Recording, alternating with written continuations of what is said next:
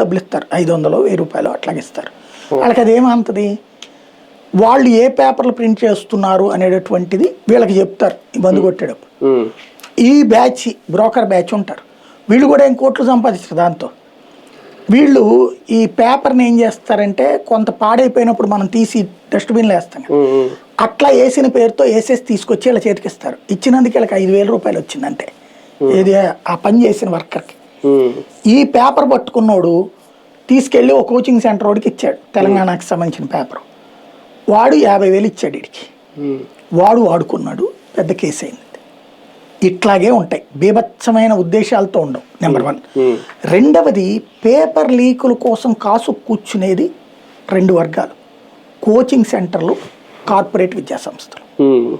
వాళ్ళు వీళ్ళని ట్యాకిల్ చేస్తూ ఉంటారు. ఎందుకు? నా ఇన్స్టిట్యూట్లో ఒక ర్యాంక్ వస్తే ఈ ర్యాంక్ గురించి చేసే ప్రచారంతో 1000 అడ్మిషన్లు అవుతాయి. 1000 × 1,00,000, 1,00,000. అదే ఏ నారాయణ చైతన్యాల స్థాయిలో ఉన్న ఇప్పుడు దేశవ్యాప్తంగా ఆకాశం అయ్యే ఉన్నాయి చాలా, వాళ్ళకి 1 × 1 ర్యాంక్ వాళ్ళ దాంట్లో ఎస్టాబ్లిష్ అయితే 10,000 అడ్మిషన్లు. అందుకే అన్ని కోట్లు ఖర్చు పెడతారు. 1,00,000 రూపాయలు × 10,000, 10,000 లక్షలు. 1,00,000 పోతే ఏంది, కోటి పోతే ఏంది.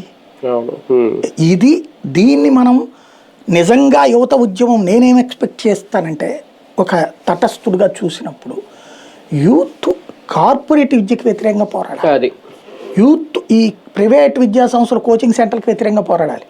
ఈ గొడవ మొత్తాన్ని రెచ్చగొట్టిన వాళ్ళు కోచింగ్ సెంటర్లో. ఎందుకు? కోచింగ్ సెంటర్లు వచ్చా, కార్పొరేట్ శక్తులు వచ్చాక కోచింగ్